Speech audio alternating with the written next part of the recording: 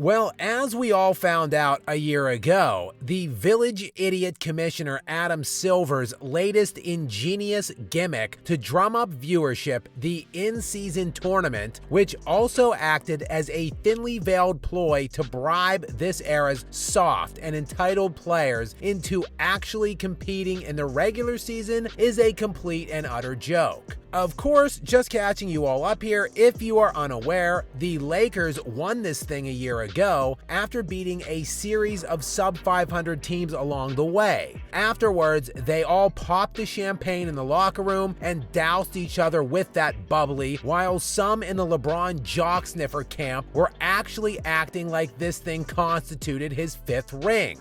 Accordingly, though, the pitiful Lakers ownership group followed suit and embarrassingly hung a banner to commemorate the accomplishment. It's a complete crap. Of course, the, at the time, defending world champion Denver Nuggets didn't even qualify for the knockout round. And here we are this season as the knockout round is set, and lo and behold, the defending world champion Celtics, who are on pace for 66 wins this season, are nowhere to be found. But that makes total sense actually. After all, the best team in the NBA currently, the league-leading 19-3 Cleveland Cavaliers, who are on pace for 71 wins themselves, were randomly assigned to the same group play quadrant as the Celtics. And yeah, this also makes total sense, Adam. The two best teams in the conference in the same group. Anyway, surely those Cavaliers are the ones to advance from that group. Nope, the Cavs, along with the Celtics and the aforementioned Nuggets, by the way, led by Nikola Jokic, who is smack dab in the best individual season of at least the last decade, all do not qualify.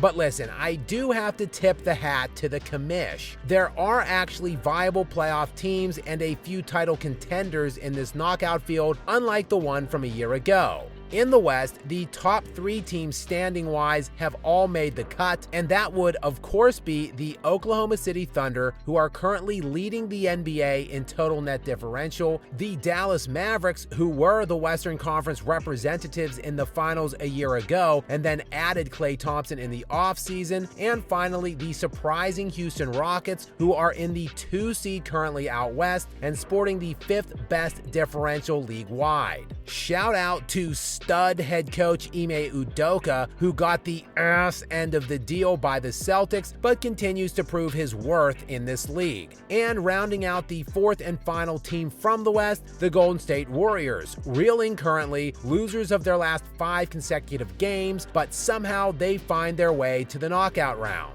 Meanwhile, for the East, while we are noticeably missing those two aforementioned teams with the best 2 records in the league, with Boston and Cleveland missing out, the top 3 through 6 teams make up the bracket on that side, and that would be the Magic, Knicks, Bucks, and Hawks. And if any of you have not been paying attention to what is going on with Milwaukee, they are now 9-1 in their last 10 games behind rising MVP candidate Giannis Antetokounmpo, who is leading the league in scoring by over 1.5 points.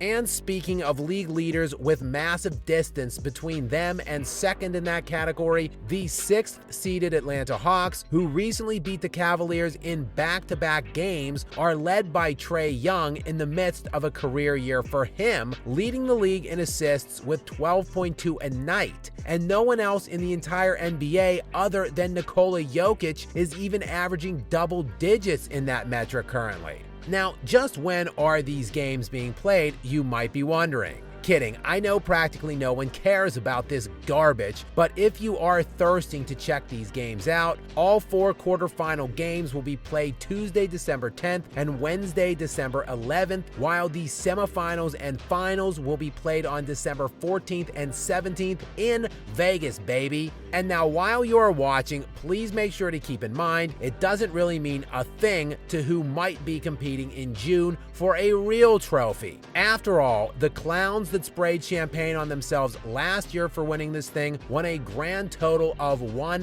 playoff game.